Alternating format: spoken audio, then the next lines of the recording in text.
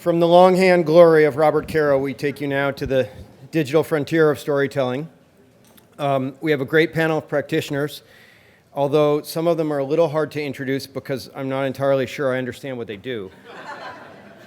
Our moderator, Dorothy Wickenden, is the executive editor of The New Yorker, so who knows what she really does. But she has helped run some great magazines, and as anyone who's ever listened to her New Yorker podcasts can attest, she's a brilliant interviewer, a font of smart ideas, and an acute observer of what's happening in politics and foreign policy. And a former Nieman Fellow. Thank you.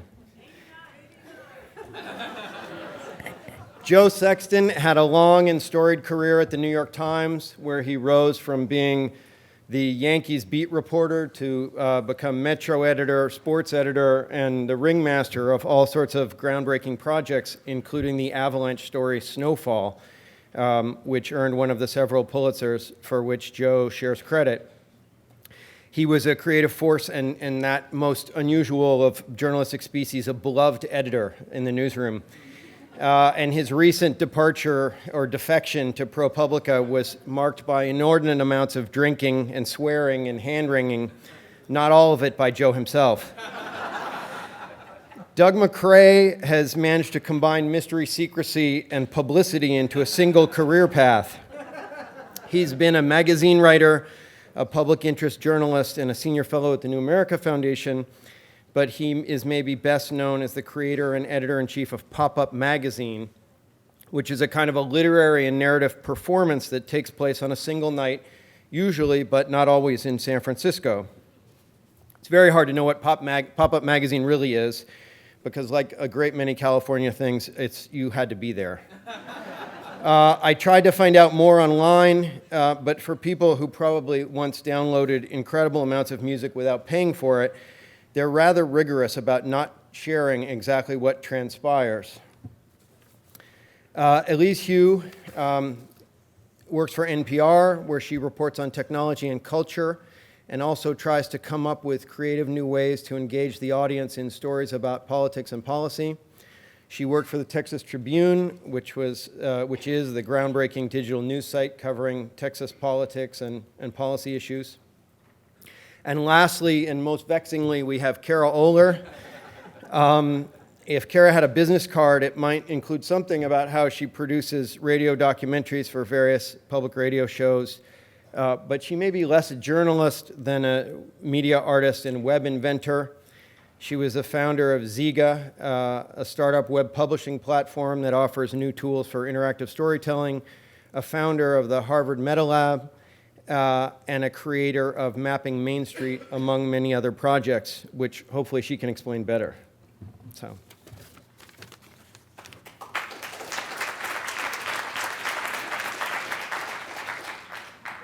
Everybody.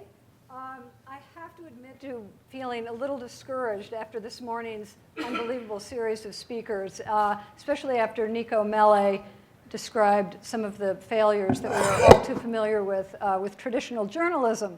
But then I was really pleased to hear Nancy Kane as she got up and started describing with great, vivid enthusiasm how Rachel Carson produced her epic Silent Spring. When she was dying of cancer, had no access to Wikipedia, and just did old-fashioned reporting. So that gave me heart again.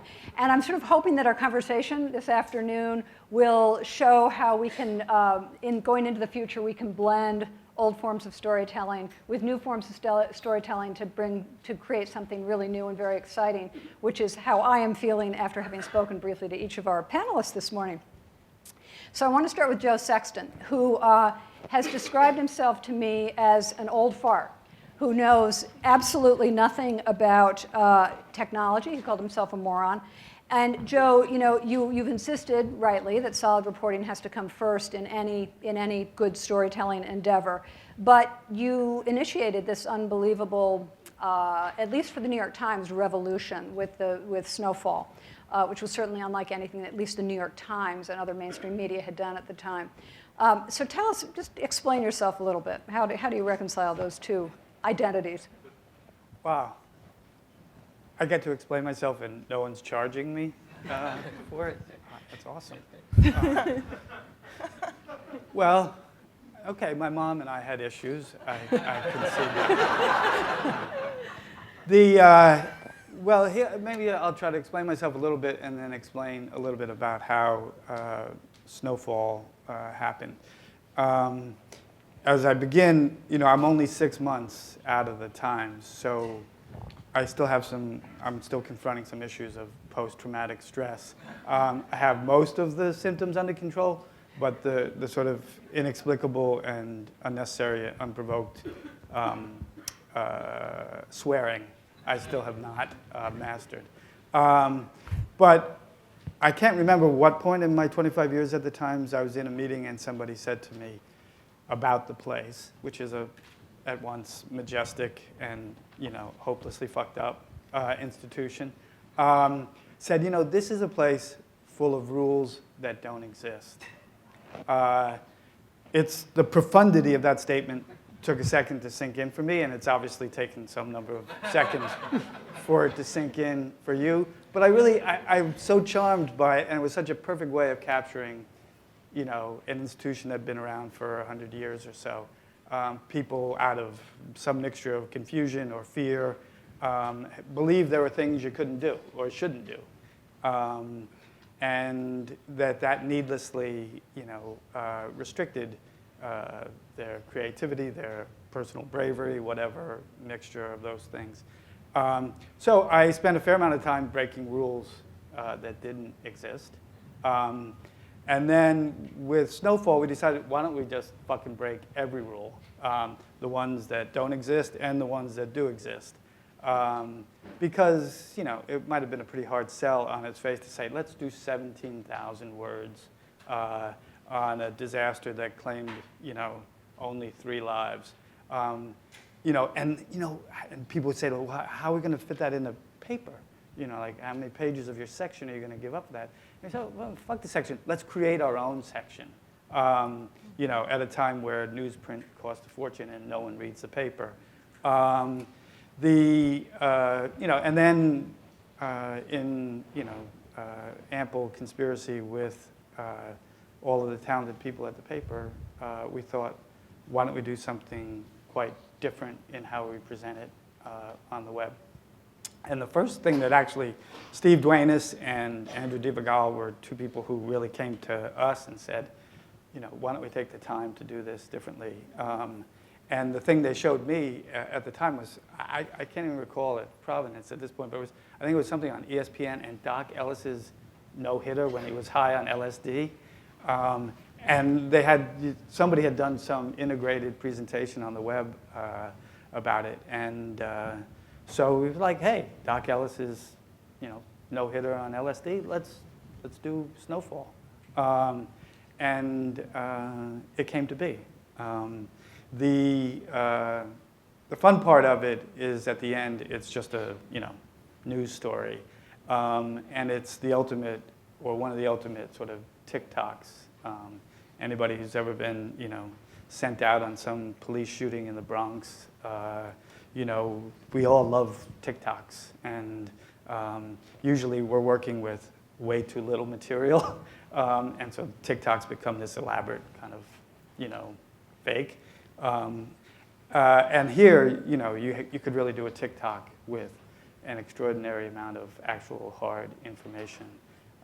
So, everything from the simulated avalanche that appears during snowfall is based on actual, computations of how much snow was there and how fast they would move. And we got scientists in Switzerland to do those computations for us. Anyway, it had some storytelling challenges that were far more basic than, sexy web stuff. And one of them is it has 16 skiers, 3 of whom die, each of whom doesn't know how many other skiers are with them at any time. And so, we had a pretty good challenge. We had given this 17,000 words to the news desk, which is sort of the final hurdle to clear before you publish something at the New York Times. And a guy read it cold, read 17,000 words, and he was like, are you guys going to have a map with this? And we're like, oh yeah, we got fucking maps out the wazoo. But my favorite map in it was you were able to actually follow the individual paths of the skiers down Tunnel Creek. And they would move, in time with your reading. So Okay, let me, sorry to interrupt, but let me just ask you about that because as a reader, I thought the design was totally beautiful. I loved all of the extra elements. In fact, I read the whole story and I listened to the interviews and everything else. But I did find myself, now I'm an old-fashioned kind of girl, just like you're an old-fashioned kind of guy, being distracted between what I wanted to read and what I wanted to look at. And so how do you avoid people being distracted by all of the great things, all the bells and whistles, as everybody calls them? Well, I don't think you can sort of approach it as, wishing that they don't get distracted. I think you just give them, something different, and they will experience it as they do, and they will either say, it worked for me or it didn't. I mean, one of the odd things of having been a part of creating this is that I have absolutely no feel for what it felt like for a person coming to it cold to read and experience, because I spent like 6 months with it and saw it in all of its different iterations. So I probably have the least feel of anybody about whether it actually succeeded. The reaction we got seems to suggest it succeeded for a lot of folks, but it would not surprise me at all to learn that it didn't succeed for others. But I think you can't really shackle yourself to the idea of, can we, because part of the rationale for doing it this way was to get away from the distraction of having to actually leave the written story if you wanted to go somewhere completely elsewhere and experience a video or a graphic.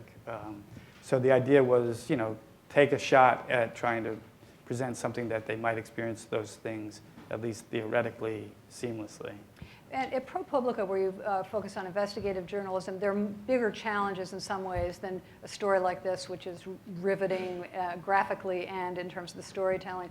Often investigative stories are more straightforward. And you and I talked a little bit about a video that I know you admire in Jennifer's room. And I'd love you to talk about it a little bit. It didn't lend itself to visual, anything sort of visually stunning, and you couldn't even use the real narrator's voice for privacy reasons. So how does one get, I know that wasn't, you didn't produce that as far as I know, but how does one get around that problem? Well, I think the stated challenge of investigative stories and whether you can present them, engagingly or dramatically is at once real and a little overstated. I mean, there are a lot of investigative pieces that are backward looking, and thus you don't, have quite as much flexibility to go out and shoot, the action as it happens, or the tragedy as it unfolds, or the scandal as it breaks. But there are all sorts of powerful ways to do it, and Carrie Ching, who did it for the CIR, did a series of, still animations about a woman who had been in a home for the mentally challenged, disabled, in the state's care, and who had been raped while she was there, had given birth to a child as a consequence of that. And she came in to have lunch with us at ProPublica a couple months back, and so I had not seen this in advance of that, and I sat down before the lunch, and I was incredibly moved by it. It's I don't know if I'm not sure if you can do it, but it's worth like 15 seconds of turning the audio up. Can we hear the volume? Had severe mental retardation. Thank you. She was also bipolar. Her family moved her in and out of group homes in Northern California during her youth. In 2002, when she was 27, she ended up at a state-run institution for the disabled in Sonoma County, California, in the middle of wine country. She was put in the Corcoran unit, an all-female wing on the east end of the facility. She lived at Corcoran almost full-time, except when her mother occasionally took her home on weekends. This is kind of a good segue to you, Elise, which is NPR, and actually radio in general, has led the way in some of the storytelling innovations we've been seeing. And you don't think of it as an avant-garde medium. So tell us a little bit about your work and what you've been doing to lead the way on that. Sure. And thank you. That's very kind of you. And thank you for organizing this panel. One thing that I came to NPR thinking about was just this notion that when they called me in the first place to try and hire me, they were looking for somebody who was a little bit more startup-minded, because NPR is an organization that had been around for 40 years, and they wanted to start a startup within NPR, so a new vertical. And one of the things that I brought over was this context layer over stump speeches that I created actually at the Texas Tribune. Do you want me to show it first, and then we can talk a little bit about it? Okay. Medicaid, that's the health care program for the poor in this country. I take that program and the dollars in it and send it back to Iowa for the people of Iowa. And let the governor here and the legislature here craft your own Medicaid program to care for your own poor in the way you think is best. Because, by the way, being poor in Iowa is different than being poor in New York or Mississippi or Montana. Craft a program that works for the people in Iowa. And by the way, if we do that, if we give Iowans their Medicaid dollars and grow them every year by the CPI plus 1%, the savings that accrues to the federal budget is $100 billion a year. Okay. Real money. Don't you miss him? Talk about that. So the idea for this, it was inspired, of course, by VH1's pop-up video, which I really enjoyed growing up. And what I like about it is the same reason I really like footnotes in reading, which is you're reading along and then there's an asterisk or a footnote and you go, but you have to interrupt your reading in order to get that context layer. And what video and what this sort of medium frees us to do is actually let you see the footnote, let you get that context in real time. This was compelling for me because I covered Texas politics for many years, and when you're on the trail, you watch the same stump speech over and over and over.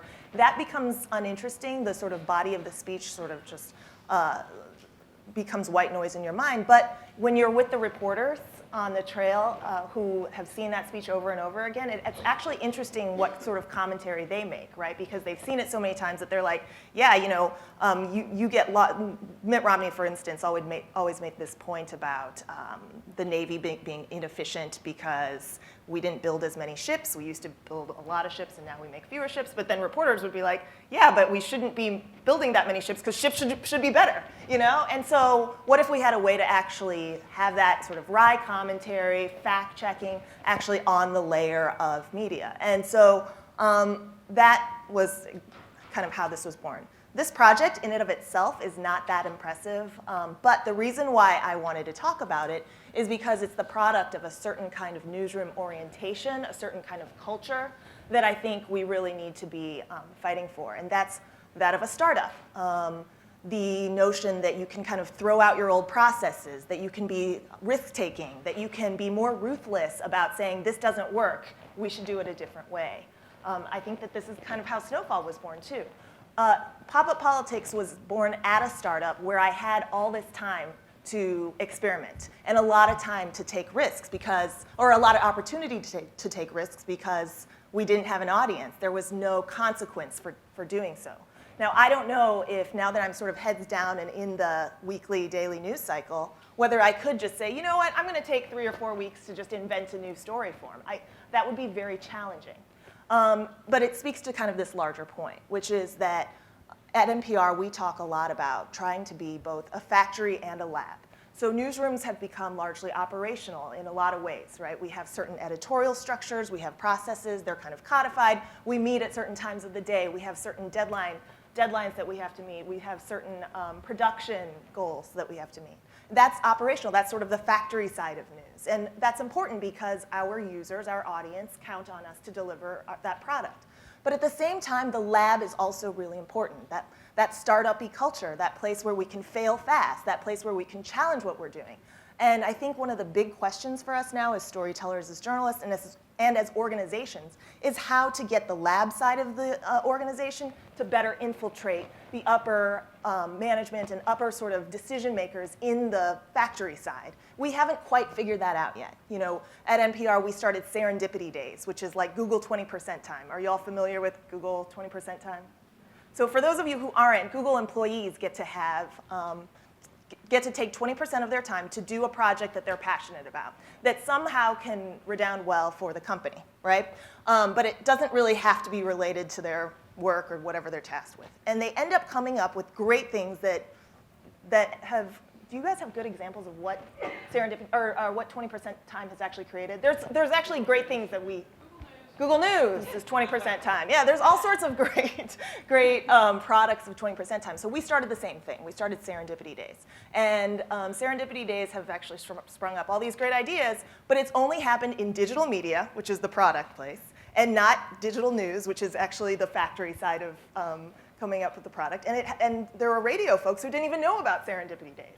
And so we're still working on how to kind of get the lab and the factory to better meld. And that's kind of a compelling question that I hope we can talk about today. Great. Thanks. Hold your applause, please.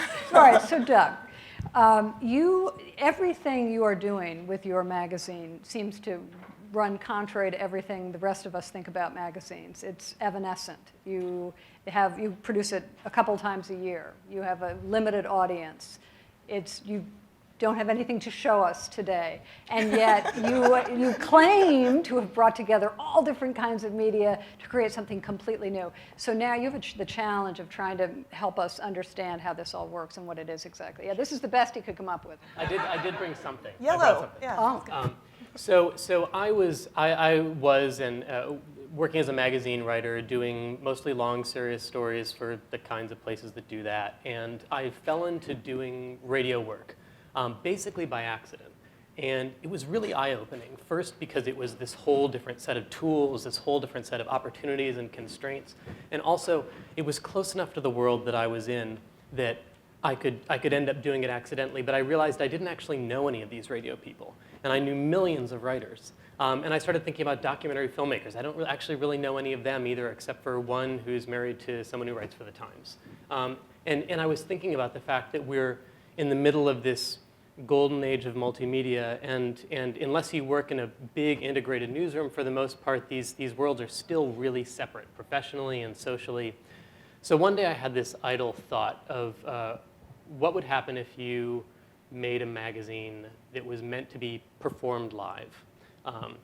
And it occurred to me you could do a couple things. One is that you could have pretty much anything you could present in a theater. So you'd have a screen, you'd have a sound system, you'd have somebody actually delivering a story to the audience. That would mean that you could have writers, you could have filmmakers, you could have radio producers, you could have photographers, you could have illustrators all in the room, and we could be making something together. The other thing that occurred to me was that if you had drinks afterwards, people would probably stick around, and then maybe we'd get to know each other. And it seemed more interesting than a happy hour. So that was the first idle thought. I called it Pop-Up Magazine, not actually named after what people think it's named after, but inspired by pop-up books. This idea of this flat thing that sort of springs up into three-dimensional life kind of magically. I wanted to make something that would feel that way. So we did it in a small theater. I put a couple kegs in the trunk of my car. It very quickly got out of hand, so that now we do it at the Symphony Hall in San Francisco, which has about 2,700 seats. We don't advertise anybody who's going to be in the show. We don't list it on event calendars. Tickets sell out in about 10 minutes.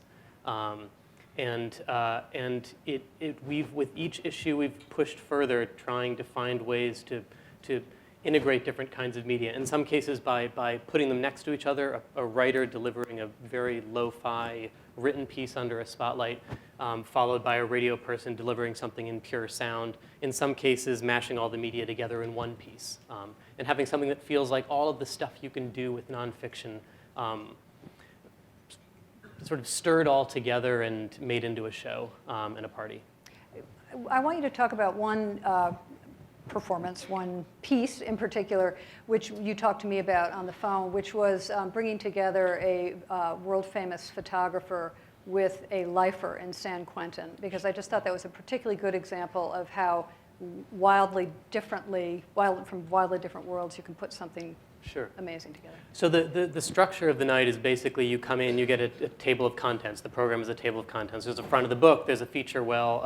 The rhythm is meant to mimic a general interest magazine, only one that you read start to finish. And when we approach people asking them what they might want to do, we try and make a very open ask.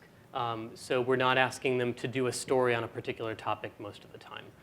We're generally saying, we don't want memoir, we don't want fiction.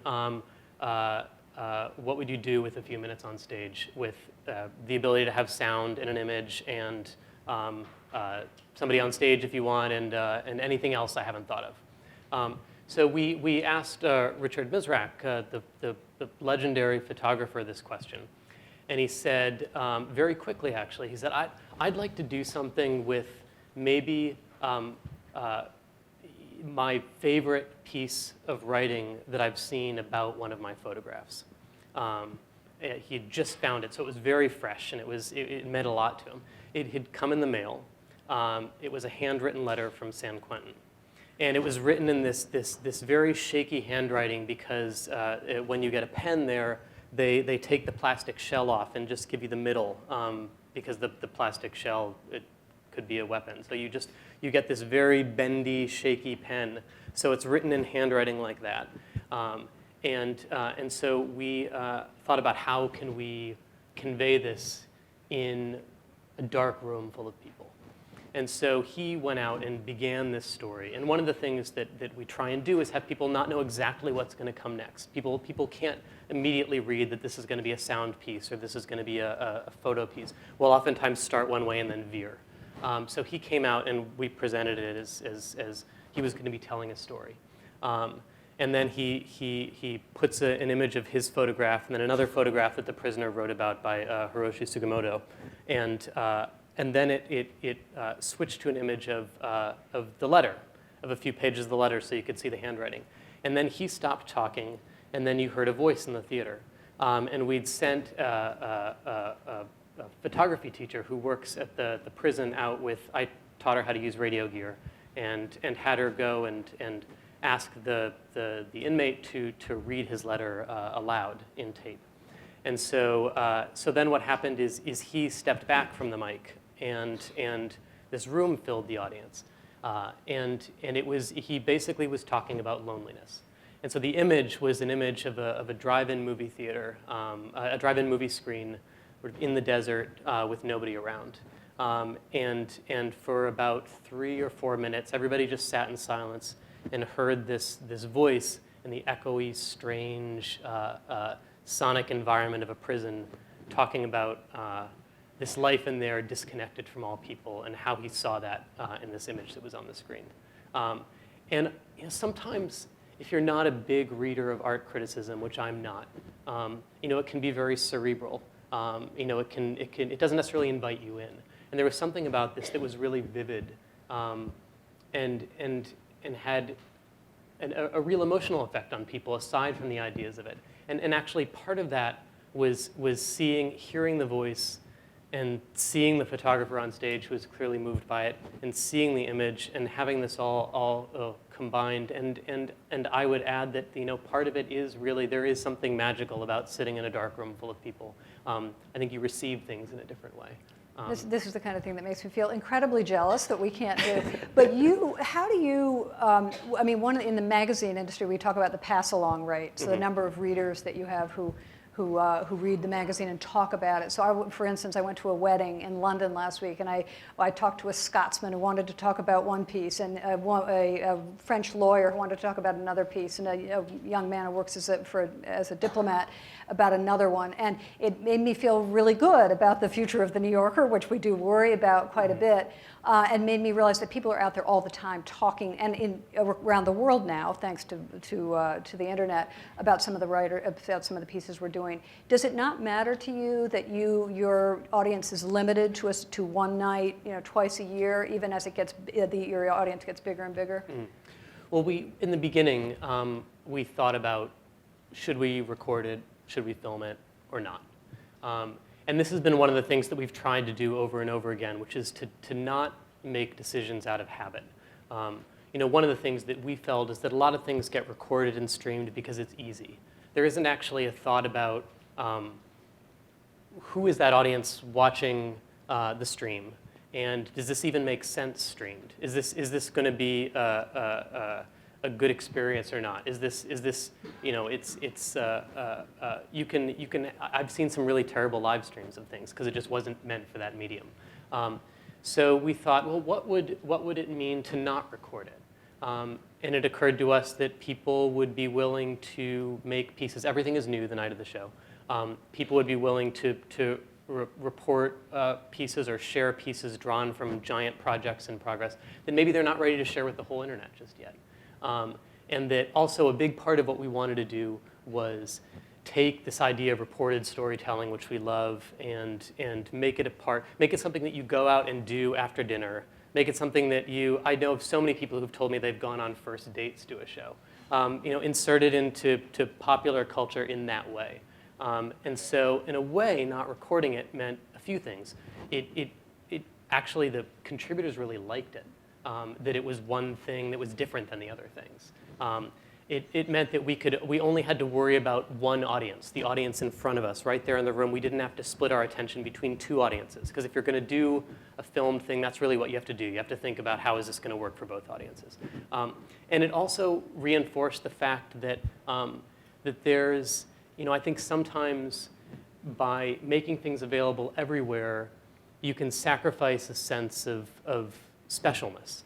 And there's real power in specialness. This idea that something isn't going to be around forever. That you actually have to make time. You have to go out and do this thing, and you have to come out and all be in the room together. And using the fact that the issue is going to expire as a reason for people to get excited about coming out is also part of the reason that we pack the theater, and it's part of the reason that people stick around for hours afterwards at the bars.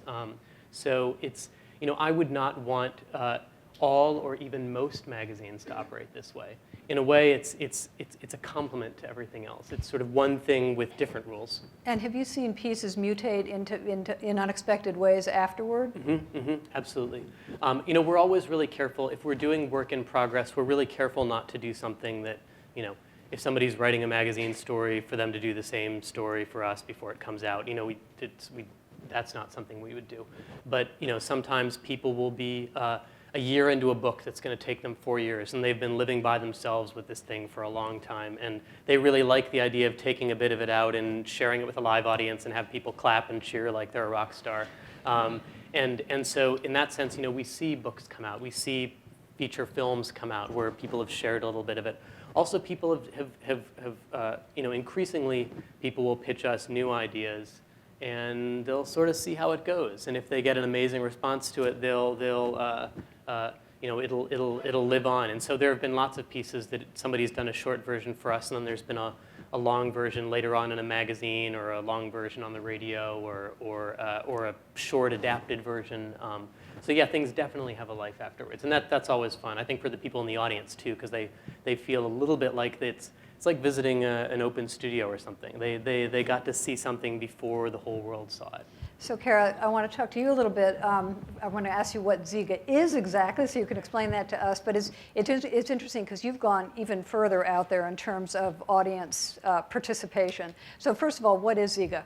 Yeah, I think to even talk about Ziga after Tim's introduction, talking about the vexing nature of all of it, I thought I'd just start with the genesis of Ziga itself. And so Ziga really started on a road trip working on a project for NPR that was called Mapping Main Street, trying to document all the streets named Main Street in the United States. And so, after we ran this, we went through census data and we ran this little script, and we figured out there were 10,466 of them. So we had our script that told us that, and we just started circling things on the map. We didn't go on any interstates, just drove around the US 14,000 miles and would just kind of stop and interview people on the way and take pictures. And the other part of it, and interview people for the stories. And the other part was that we asked people to contribute photos by putting them on Flickr or putting videos on YouTube, tagging them mapping Main Street. And their Macking Main Street would be a different site. Mapping Main Street. And then they would show up automatically on the site. And so it was creating this collaborative documentary, basically, of all the streets named Main Street in the US. And so on this trip, we started talking about what if you could start to make things out of these collaborative pieces out of all of this material that's being shared on the web. The big idea is that through the evolution of the web, you have more and more material that exists, and you have material that people have added themselves, and you also have kind of the history of media itself starting to show up on the web. And through time, you've seen it be, the clips are becoming shorter and shorter. So the animated GIF is a good example. But you see much, much shorter clips that serve sometimes as reference points, like cultural reference points in film, where we kind of say the same phrases over and over, or like expressions that people have. So from there, we decided to create Ziga, which allows people who don't have programming experience at all, it's really, really simple, to just be able to take media from all over the web, combine it with your own media, and create something new out of it. And so I thought, the easiest way is to actually, I'm going to show you guys, is to play and then show you how to make it. So we've been having this collaboration with an organization called Now This News. Just started a couple weeks, our collaboration started a couple weeks ago. And Now This News started this year, and they're really thinking about, how many of you know about Now This News? Anybody? Cool. So they're really thinking about how do you create a news organization taking into account that lots of people get their news through social media. And so how do you make it something that makes sense on people's phones, that is native to the web itself? And so we've started doing these collaborations with them that are, I think I'm going to play this one. This one's from Wednesday. And so this is like, maybe I'll just play it. So this was modeled after NPR's, what you hear when you tune into NPR from 1 minute past to 6 minutes past, and you can get the updates on what's happening in the world. I mean, the news, what is that called exactly? The newscast. Remember? The newscast. And so this is basically the newscast of the internet, according to Ahmed Kabil, who creates it. So let me refresh this. And he's just a guy, an ordinary Yeah, guy. he works with us at Ziga, and actually we hired him after he made a beautiful Ziga about his journey after college and not knowing what to do with his life. And he loved Ziga, and then he showed up at our doorstep, and we found a job for him. He's awesome. Okay, sorry.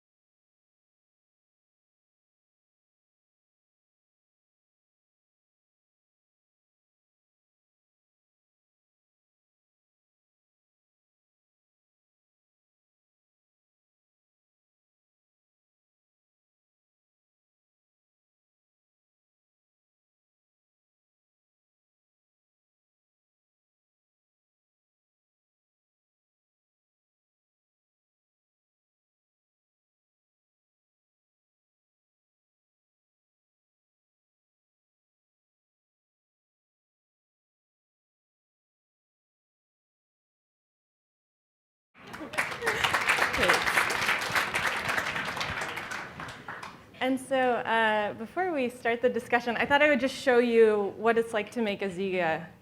So this is the editor itself, and in about 2 months we'll have a mobile app too. And so right now you can pull in things from Giphy, Flickr, Tumblr, SoundCloud. They all live in the cloud. You can't download a Ziga, and it's just pulling them in and referencing them, but the citation and the URL stays intact. So it's like a works cited or bibliography. So I used to live in Cambridge, and I've been thinking about Autumn a lot. So if I were making a tribute to Autumn right now, and I like this cat, and I thought this was really beautiful. And where are you getting the images? And these are on a site called Giphy. That's a collection of animated GIFs. It's great. They add to it every day. Does everyone know what a GIF is? Yeah, for those of you that don't, a GIF is just a short loop. It's a short video that plays over and over and over again. And it's something that's native to the web itself. It's a format that if you put it in a browser, it will repeat over and over and over again. Okay, and then I could like layer it with this if I wanted to, and then in sound, I don't know what's going on there. SoundCloud. I would add a song if it were working. And then we would have something, you know, like this. So that's it. That's how you make it. And I think I might just leave it there. So what does that have to do with journalism? What are the applications for those of us who are actually in the business? Yeah, well, I think, you know, we've seen a lot of beautiful pieces be made. NPR just made a piece for the 50th anniversary of the March on Washington. And they took some public domain footage that was on archive.org and made their own animated GIFs out of that. And then interviewed people who had been there, took archival footage. Do you want to help describe it, Elise? Well, that was part of our Today in 1963 coverage. So we were, trying to cover in our contemporaneous time what was happening what was happening in 1963. And we did that in lots of different ways. One way was with a Ziga, so you could kind of experience in all of the web's possibilities and what the web's capable of today, the way that you might have, or the news that happened in 1963. And so we did that with a Ziga to make the news of 1963, the March on Washington, come more alive. And then we also did that with Twitter. I know you wanted to talk a little bit about social media. We did a Twitter account called Today in 1963. So you can follow it still.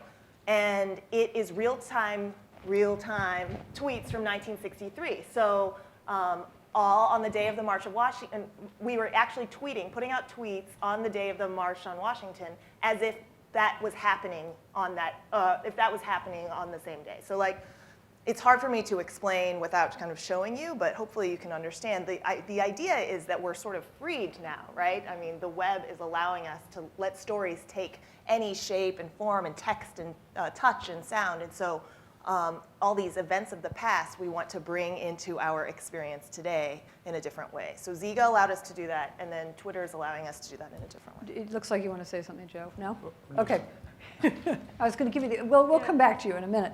I thought we would also just show a little bit of what the New Yorker is some of the dilemmas we're faced with right now as one of the nation's older magazines. And one of the things that we're talking about a lot is how our iPad, our iPhone apps can help enhance what we do in print because we may or may not be available in print forever. So this is a side of the operation I have nothing to do with, but I actually love watching some of what they prepare back there. So I'm going to show you one example. We still, of course, have our wonderful covers, so that they will continue for as long as they can. This grew from a story that Larissa McFarker, one of our wonderful profile writers, did about the writer Hilary Mantel, the novelist. And one of the points she was trying to make in her profile, also one of the things I want to pause to say is that what we found immediately when we put the magazine on the tablet is how gorgeous the photographs looked. I mean, it's just stunning. And you could see it on Joe's Snowfall, too. It's just, there's something about this technology that makes everything just kind of pop. And this is such an amazing photograph of her. She's a very eccentric writer, and each of her books, each of her novels is quite different. And it was something that Larissa spent some time writing about in the piece. And so I guess when they were having the conversation about what they could do on the iPad, they talked a little bit about this, and then I'll show you what they came up with. So this is what you would see if you were on your iPad or now on your smartphone. And you click at the bottom left. And I don't know if you can read it, but this is Larissa talking about how her novels are startlingly different from each other. So it's crucial to start with the right ones for you. Here I have arranged them by mood as anyway, so you get the idea, from coldest to warmest. And so we'll just click on a couple of them just to give you a sense. And what we found at the New Yorker, and you've heard a lot about this today from everybody else, is that our readers love to be involved with what we're doing. And it's a magazine that just inspires love from people, and they want to be part of it. We see it at the New Yorker Festival, we see it in the magazine, but how can we help make that happen even more? So what Larissa did here was she arranged these, and then you can decide, well, I want to know a little bit more about the writing in, you go from the coldest at the top, and she just includes a couple sentences, to an experiment in love, quite different, and then just jumping down to Wolf Hall, which many of you have read. And so the reader at his or her leisure can sort of play with this, and it's fun. It's not that the magazine isn't fun too, with the cartoons and everything. It just gives you a different kind of experience, and it makes you see the piece in a way that you might not otherwise. So that's my little pitch for our modest endeavor. And actually, I'm just curious to open it up a little bit more. What do you think, Joe, of what you just saw from what we're doing? I'm behind it all. You were supposed to be the contentious one. I was expecting. Well, I guess my shtick is, for people who are in the journalism racket, is one way or the other. You just got to get over yourselves, if not now, when? Right? Somebody's asked that question. And so, I often like to say, at least in newsrooms, whatever, the hardest word in the English language appears to be the word yes. The ability to say yes, the willingness to say yes, the courage to say yes. So I say yes to all this because, to say no to any of it seems like fatally flawed. This morning, Ethan Zuckerman was talking about what younger readers want. Some of you were here, some of you weren't. But one of my questions is, do they definitely want something different than what older readers want? Do we know that for a fact? I think the way they consume is different than older readers, and I think that impacts what kind of, just the way that, the way they read or the way that they experience media. So I think, I don't know, I think actually what Doug said, he said sitting, like when you sit in a dark room, you see things in a different way. And I think that when you read something on your cell phone, you read it in a different way. I think that our perception is just different. And so, thinking of editorials, like what's an option? Snowfall did this beautifully. It's just like, when do you kind of surprise people and make them hold on for a second and watch something, but still leave it there long enough that they can still read and then come back to it and pause and keep them there and then surprise them enough that they wait a moment and then come back. And I think it's just a different way to edit. One notion that we've definitely gotten away from is that news consumers, younger readers, older readers, younger listeners, older listeners, will come to us. We're doing a lot of work to go to the platforms where they already exist. I was talking with 26-year-old mogul Pete Cashmore, and he said that he's from Scotland, first of all, and he started Mashable, which is a really well-known tech blog. He had never watched PBS content at all. And he told me how he ended up starting to watch PBS, and it was an encounter on Hulu or YouTube. I think it was YouTube. Basically, PBS started putting its content more on YouTube, and in his YouTube browsing, he happened upon it, and that's how PBS as a network hooked him as a viewer. And I think that's a really good example of a lot of millennials now, and our expectation that people are going to want their 5 grams of daily news is just silly now, and that we have a captive audience at all is an old notion. And so how do we go to them? How do we just do simple things? They don't have, we don't have to do, the interesting thing about Snowfall is that it's so great that there's a lot of conversation in the space now about how to do the snowfallification of everything, right? Like, how do we templatize snowfall? But the truth is, not everything needs a snowfall treatment, right? We shouldn't have form dictate a story. We should have the story dictate form. And a lot of times the stories that we want to tell are simple. Like, we don't need to be so abundant. We can keep it simple. And I think we've done a really good job, and a lot of journalists have done a really good job at just being on Twitter, telling stories on Twitter, telling stories on Vine, telling effective stories. Right now, our science desk is doing great short form stuff with 5-second videos on Instagram that are stop motion. So how to make a dumpling on Instagram in 5 seconds. And it's all stop motion. It's really impressive. And there's a guy at the Chicago Tribune who's been vining crime scenes. So he's the cops beat reporter at the Chicago Trib who just goes out and just vines every single one of his crime scenes. And there's a larger meta-narrative there, right, about all of the shootings in Chicago. But then also, it really localizes that experience for a lot of, you would think crime scenes, right? This is not that compelling, but over time, just over and over again, you're seeing one crime scene after another. And if you live in Chicago, you're like, oh my God, that's where I go and get groceries, or that's close to where my friend works. And so that's actually bringing a larger story into you and like making it useful for you.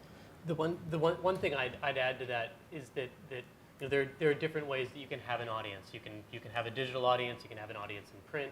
I've been thinking a lot the last 2 or 3 years about how you have live audiences. And one of the things that I've started becoming really aware of is just how disappointing a lot of events that present nonfiction are. If you think about book tours, for instance, you know, I think one place that you will not find a lot of younger readers is at a bookstore book tour event.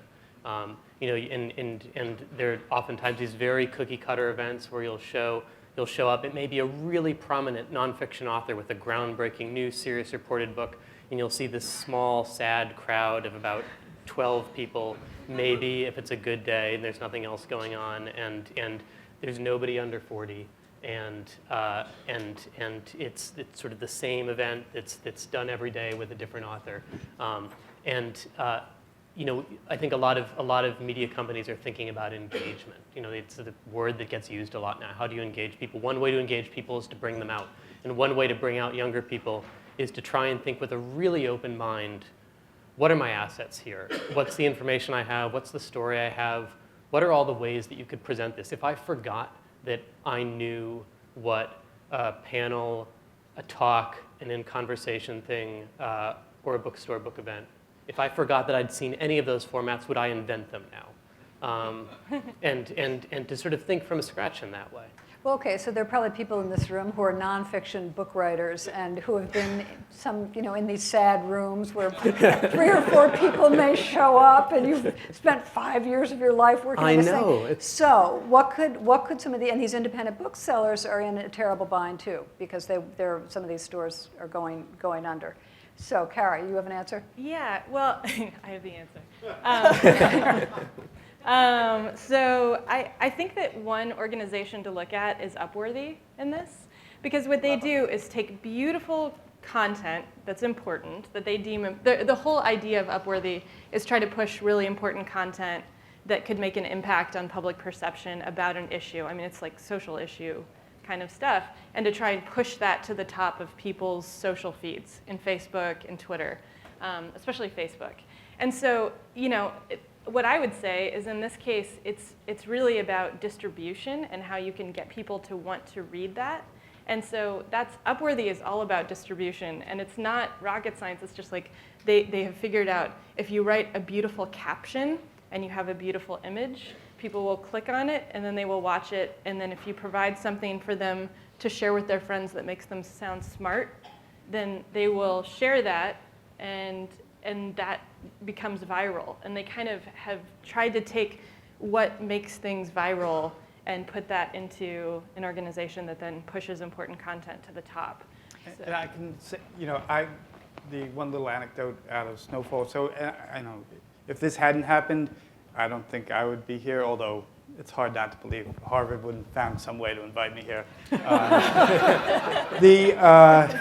But John Branch wouldn't have won his Pulitzer. I don't think it would have taken off the way it did, other than, news organizations, and the Times in particular, much as I love and adore them, the one thing they're strikingly bad at is promoting their own stuff. They think like somehow that's untoward or unbecoming, but as you know, their fucking stock price goes down to 2. And so we were going to do, Snowfall was ready to go, and we sat in a meeting with senior editors and whatever, and we were like, and somebody said, well, this is really fucking good. We should get it out there. And people were like, oh, I don't know, why we're going to be sharing some piece of it or whatever, it'll get out. What 17,000 word story is going to get out about 3 folks who got croaked in Washington, whatever. But then anyway, I went back to my desk fairly dispirited and without the ability to actually do something creative. And I was like, wow, who had the biggest Twitter followers at the Times? Whatever. And because we had created a little like a trailer for Snowfall, and I was like, oh, Nick Kristof, he has a few followers, whatever. And so it was like 9 at night, and I sent them, or like half dozen of them, I sent them the little trailer. And, it was not going to go up until, the following evening, whatever. And, if I was in the confessional, awkward as that is these days, I would probably say I did this intentionally, but I won't, and didn't say that to my bosses. But I was sort of ambiguous about when they should go ahead and tweet it out. So they did overnight. And I got into the office the next day, and it was as if, the fucking world had ended. The senior manager was seething. They were like, what the fuck did you do? And I was like, I don't know. I gave the thing to some like Twitter guys. And the little server they had built for the trailer, and I'm pretending to even know what that means, had collapsed or fucking drowned or something. And but they were like, we got to put this thing up right now. I was like, really? Why? And they were like, whoa, people are demanding it or whatever. Well, that's what we do. Like we never just put up a little part of something. And we're like, well, man, that's a good idea, because the world seems to be going fucking crazy about it. And because we couldn't actually put it up, they were, the senior managers were just, yeah! But they couldn't do anything about it. And the thing went absolutely berserk. And people were like, I can't wait to see the rest of this shit. And at like 3 in the afternoon, it went up, and whatever, the clouds had been seeded. People were actually looking forward to something, but it was as if you were the most heretical person who ever lived. Like, why would we promote our shit? Anyway, by accident, they had an enormous, and I absolutely believe that had we just launched it at 3 that afternoon, whatever, it would have looked nice on the homepage, and everybody would have felt good about themselves, whatever. And I would be like, Deputy Obits person. Elise, did you want to say something? Yeah, I'm just saying this whole story speaks exactly to my point, which is that we've got to blow up the processes, right? It's the processes and our habits for no particular, the habits that you said are that we need to question, right? Because they just exist, but we're not sure why, right? We've really got to re-examine that. And if there's one thing that I want to get out there, it's that, it's this notion. And we also, and I'm surprised to hear this, actually, because I thought that we had gotten away from that hoarding our reporting culture. So, back in the days of I-teams, reporters and reporting teams would do so much work, so much data analysis, so much digging, collect so much documents and meet so many people and interesting characters or other artifacts, photos, video, along the way to a tome that they would end up putting out at the very end. But then all of that great reporting would get lost, right? But what's shifted in the last 5-10 years is that data is now getting freed. We're doing a lot more presentation of the reporting as it goes along. But I'm shocked to hear that there's still concerns about like stuff getting out a little early, because one thing that we're really passionate about, and I think our Planet Money team, are you all familiar with Planet Money? The Planet Money team does really well is that quest narrative, that idea of getting the audience in early on a reporting journey at the story conception level, right? Or even at the story funding level. I had an example of our Kickstarter. Basically, we're in the middle of a journey right now, seed to shirt, where the Planet Money team is following a t-shirt, like from the cotton seed that is planted in a field in Lubbock, Texas, to the yarn that's spun in Bangladesh, to the t-shirt itself actually getting sewn and cut and dyed in Indonesia. So this was the original ask, like, hey, we want to follow a t-shirt. Because I think whoever the father of this was, either Adam or Alex, like bought 2 bales of cotton and said, hey, how can we make a t-shirt out of this? And people were like, oh, no. There's like this whole long journey. And so they teamed up with Jockey, and now that t-shirt, you can kind of follow its journey with a Tumblr. And the quest narrative is all getting just represented on this Tumblr. You can see this is the container of our t-shirts. It's in Miami, arriving in Miami, and now they're headed to Brooklyn to be printed. So these are coming out in podcasts. The stories of this journey are coming out in podcasts. The multimedia, all the characters that people are meeting along the way are getting represented on on Instagram and on the Tumblr. And then the teams, so like Team Bangladesh and Team Indonesia are actually sort of dialoguing with one another, but all of this is transparent. So the whole reporting journey is not getting hoarded, it's getting shared all along the way. And our readers really love that. They're more engaged because we're not hoarding that information. You know, I mean, hearing these 2 examples are really different, but one thing that strikes me about both of them is that they sound like events. You know, you're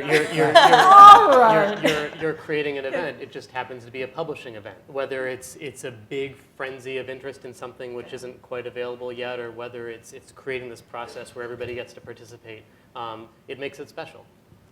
Okay, I want to give you all a chance to ask some questions. So there are 2 mics in the front of the room, and you can begin to come up. But I do want to play one final clip because I love it so much, and it does come from the New York Times.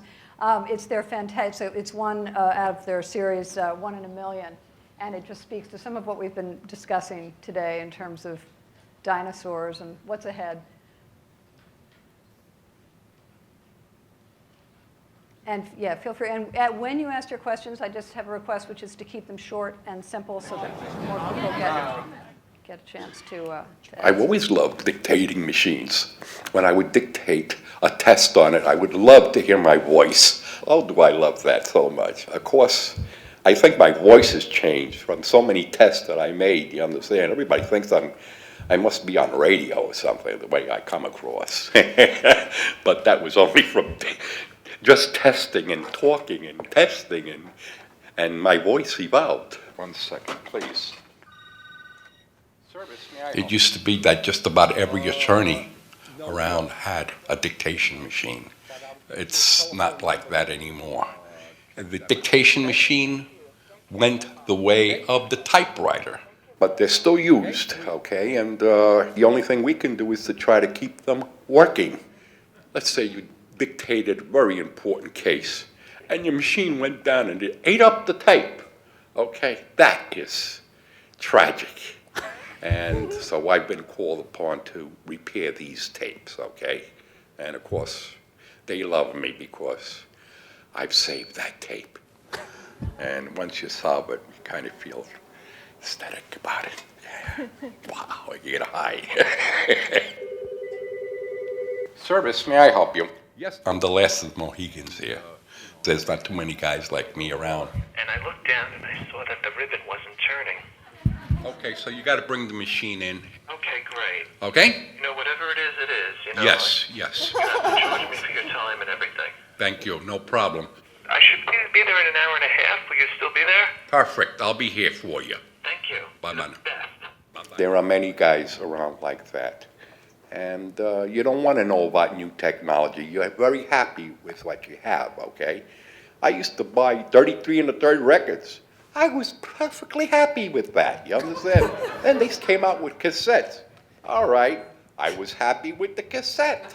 Now, they don't like cassettes anymore. They're coming out with CDs, okay? All right, so I got the CD. But to tell you the truth, I was very happy with records, okay? What do you want to switch for? You understand? Leave well enough alone.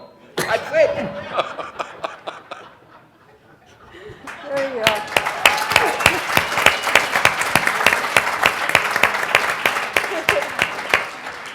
Okay, question from the audience over here.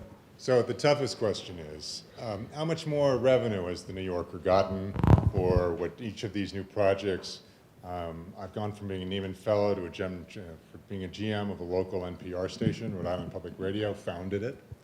But the question for me and my staff always is, how do you take a limited amount of resources and take a reasonable risk on the next venue and next generation of storytelling when so far on the spreadsheet it shows that NPR, in terms of what it's doing in the digital space, is a small percentage compared to analog FM radio?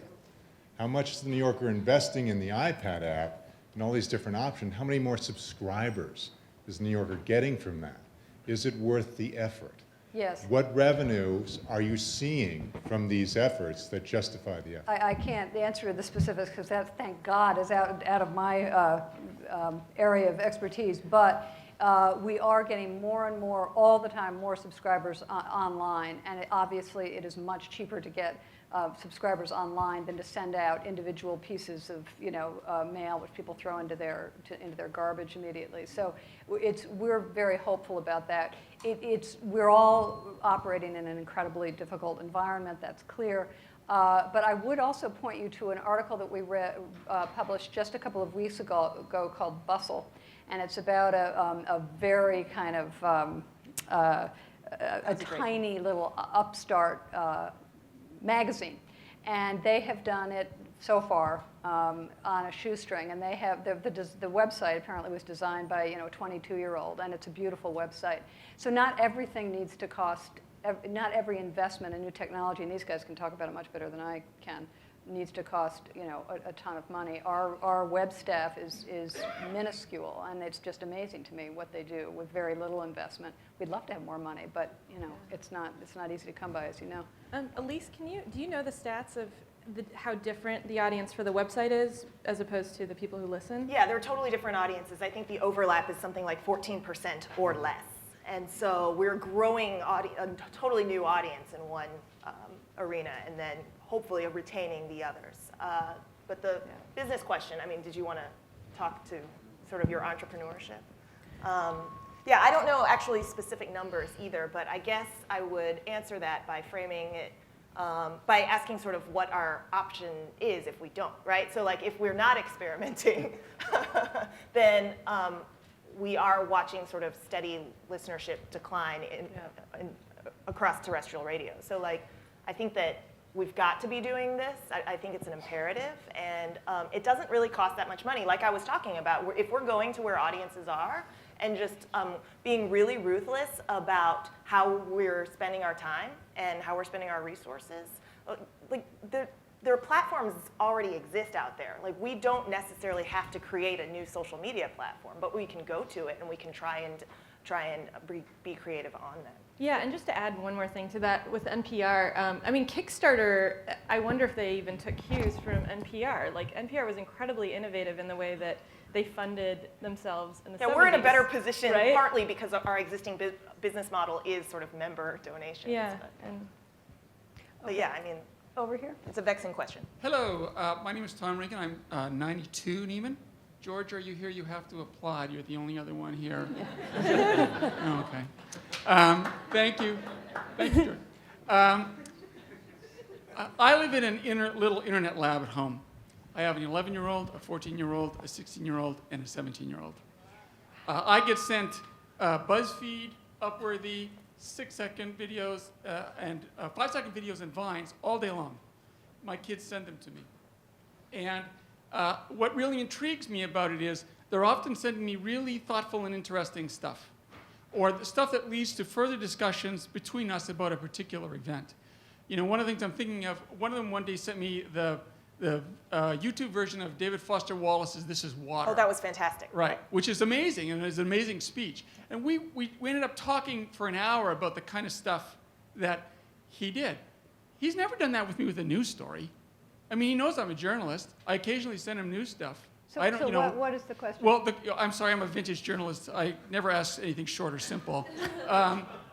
My question is this: how do you overcome? I look at Ziga and all those things, and I honestly believe it's the future, folks. Even though some people in here might not want to hear it, it's the future. It's what my kids want. They're going to be news consumers one day. How do you overcome the reluctance of us, you know, regular media folks, whether it's at NPR or other places, to present stories in these new kind of formats? Because in a way, you're evangelists as much as you are creators. And I'm wondering, in this room full of people, a lot of whom probably, you know, don't like this idea, don't think it's real journalism, how do you convince them that what you're doing really is the future? Well, the future's here, but I mean, the reason why I mentioned Upworthy is because I don't think that all of the content that they push forward is a new type of content at all. I think that the distribution format is new. And so I think being just as creative about the business model and the distribution format as you are about the content, you know, you know, in a lot of cases you can make the same kind of stuff that has been, you know, impacting people as long as writing and books have been in existence. It's just getting it to people, you know, getting it to people where they are, the way they are, and taking that into account when you're trying to bring it forward. That's what I would say. over here. I have two observations. First, the story of the T-shirt was told in a book about 5 years ago. That's right. And right. Beauties of World Trade. I suspect it sold about 500 copies. But the use of the new media to project the same idea is explosive. What the impact on the revenue situation is, I don't know. But it says that distribution and dissemination and marketing are critical in the new age. The second observation is there's a new website called Tilt Factor that takes games, digital games, and is designed for preteens and teens to teach them about social challenges, like how to deal with malaria in Africa. Check it out. It's really good. Thank you. Yes, over here. I want to ask you about one of the central concerns that I have about this moment where we're all trying to innovate.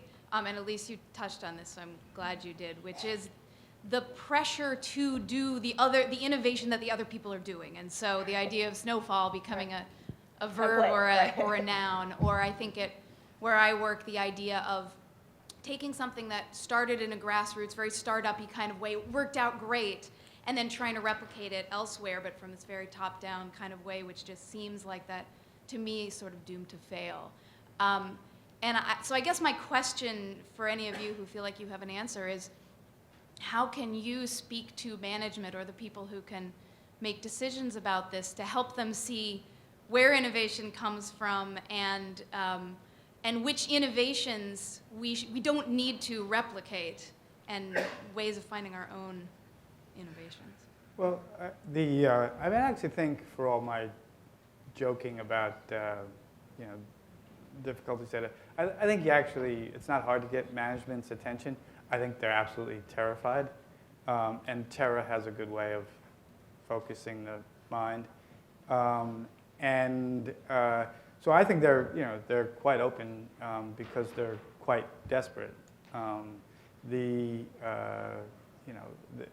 Obviously a certain amount of judiciousness is required, and some kind of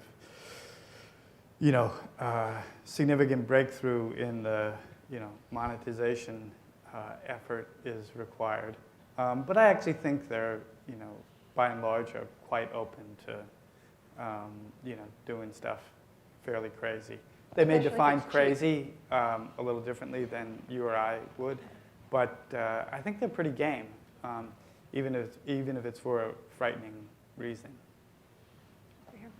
I was curious for each of you how comfortable you were promoting yourselves and your journalism, and whether there are lines journalists shouldn't cross in promoting their journalism. Doug, why don't you take that? I've always been most comfortable promoting other people's stuff. You know, there's you especially if you're looking for it, you encounter so much great material, so many great new experiments in form, you know, so much just great reporting. It's great to push that stuff out. And so that's not really an answer, but it's partly an answer. You know, in terms of promoting my own stuff, I think I mean, I get the sense that you're talking about social media, and my approach to social media has always been kind of similar to my approach to talking to people in person, which is I'll tell you about something if I'm working on something that I'm excited about, I'll tell you about it, but I'll stop before I become a bore. Joe? Well, I do think it goes, back to if there were such lines that were drawn at one time, God hopes they've been redrawn.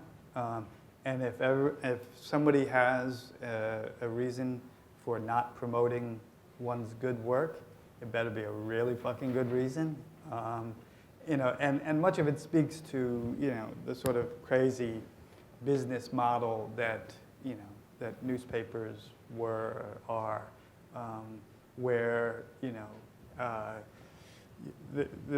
this belief that somehow we're, you know, chiefly engaged in some monastic fucking writing of, you know, God's word or something. I mean, we're a fucking business. And, you know, you have to sell things. And you need to sell, you know, hopefully really good things like information and entertainment and talent and judgment. But you better fucking sell it. And, you know, I just think we've all pretended for too long that, like, you know, oh, well. I mean, you know, the Times used to be incredibly resistant to the idea that you might actually have reader surveys or focus groups. Like, God forbid, our readers might actually tell us what they want. You know, we'll decide that for you because we're fucking monks in an abbey and we know, you know, what God desires. I don't feel like you share enough of your opinion about the Times. No, but lest there be, I mean, and maybe it sounds talking out of both sides. I adore the place. I had 25 spectacular years there. I love the people there. They're brilliant. But, you know, I think they enjoyed my presence there because, you know, whatever, you could kick them in the ass a little bit. Everyone needs a flamethrower. Anything over here? Yes. Sure. I have two questions. One, a quick one just for Doug, and then one for the whole group. Doug, first of all, is Pop-Up Magazine, do you have any plans to expand it to the rest of the country, or the world, for that matter? And it's a great idea. And secondly, for the group, it's a really interesting mix of for-profit, nonprofit, and venture-financed entities here. And I'm just wondering if sort of the corporate structure has any impact on the innovation, the fact that you don't have to, for the nonprofits, the fact that you don't have to answer to shareholders or make a profit for that matter, but you have to answer to funders. And for the for-profit, I guess the Times would be the only example, your former life, you know, whether that had any impact. Well, this gets to the whole question of advertising, which we've sort of addressed, but not directly. Maybe, Doug, you want to take that? Well, the really quick answer about Pop-Up Magazine. I've always seen Pop-Up Magazine as a lab and not a product, and we never talk about the future. There we go. We have time for one last question. Hi. Our friend Bill Kovich was involved in a project a few years ago that resulted in a book called The Elements of Journalism. And kind of the nut graph from that book is the central purpose of journalism is to provide citizens with accurate and reliable information they need to function in a free society. And I was just wondering if you all believe that here in the digital age, and if so, how do we manage to fulfill that mission while we're experimenting with projects like Snowfall or in-house startups in a time of very limited resources? How do we do all of that? I think the utility of journalism, like that the stuff that we put out there is useful, is still our most important charge.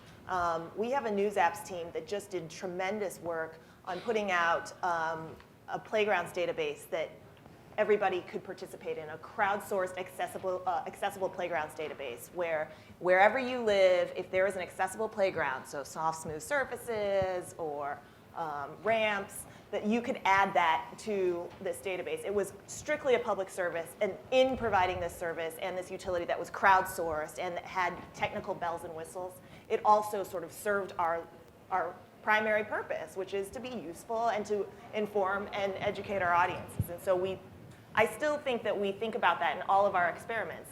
You know, pop-up politics is accurate. I mean, we went through a lot of research in order to provide an extra layer of information, even though some of it is funny information, you know?